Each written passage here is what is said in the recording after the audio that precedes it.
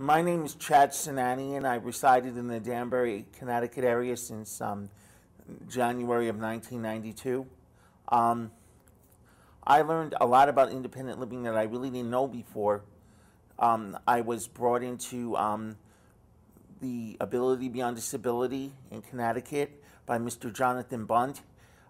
He used to work at Bailey Hall Residential School in Katona, New York, where I did 5 years, and he ran the residential services, and he also ran Ability Beyond Disability, which used to be Daytar in New York. I have been in the Connecticut program for over 18 years. I had previously, and this is what had happened was, I used to have a lot of social problems and behavioral problems due to family issues and other things, and I was placed in what I thought was going to help me in the Bailey Hall School in Katona, New York, which was a residential program in Katona, and I found out the hard way that the family who had been running it had been running an institution for a different type of clientele. And what I found out was that, the staff tried to help us, and Mr. Bond and Mr. Nick and Mr. Shulman and others, various staff tried to help us. And Mr. Murphy's family, the family who owned it, their son-in-law was the executive director. They wouldn't teach us no independent living. They didn't want us doing any vocational skills because they were worried about our safety. I was frustrated because, my father had pushed to get me in there because my cousin was in there.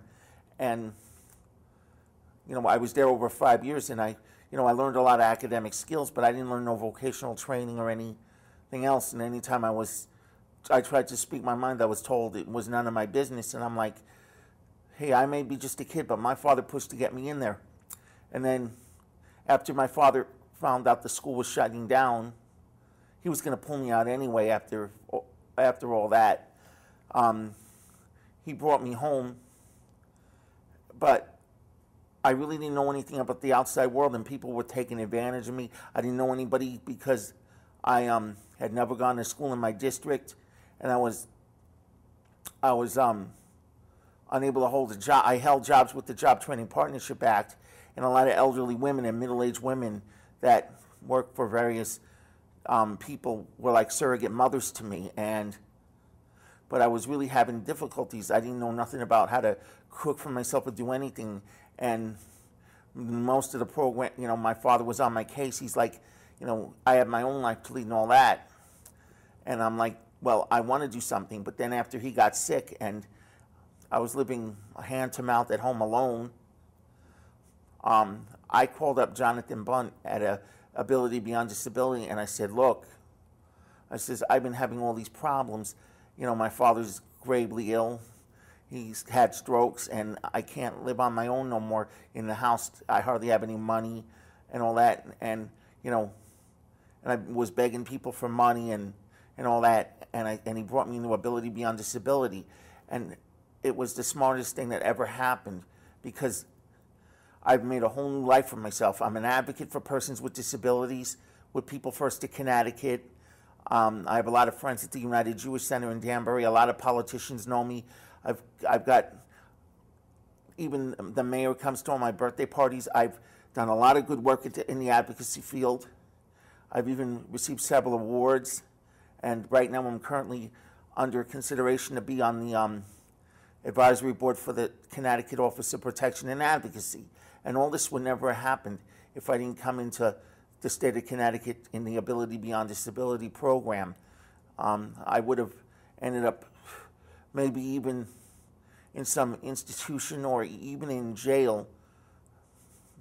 And I feel that, I'm advocating for people to get the help that they should get so they're not a burden on themselves, so they're not a burden on their parents, and so they're not a burden on society. I believe that all persons with disabilities should get help with vocational training, education, and independent living skills training, and that's what I believe in, and that's why I'm what I've been fighting for. I don't want anyone to go through what with the difficulties I had. And that's my story.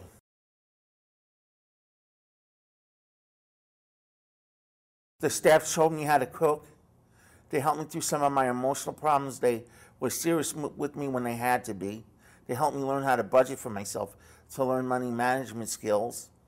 And I also was taught how to hold a job. I held a couple of jobs in the shipping and receiving field and in, with some music companies. And one of my best jobs that I have, and I do it every year, for the Salvation Army every year, and the captains respect me and everything. I make about $2,000 in a 2-month time span where I work 50, 60 hours a week, ringing a bell and everything. And if it weren't for ability beyond disability, I'd be a loser out on the streets. I really feel they helped me make something in my life, and I wish that had happened in New York, but it didn't.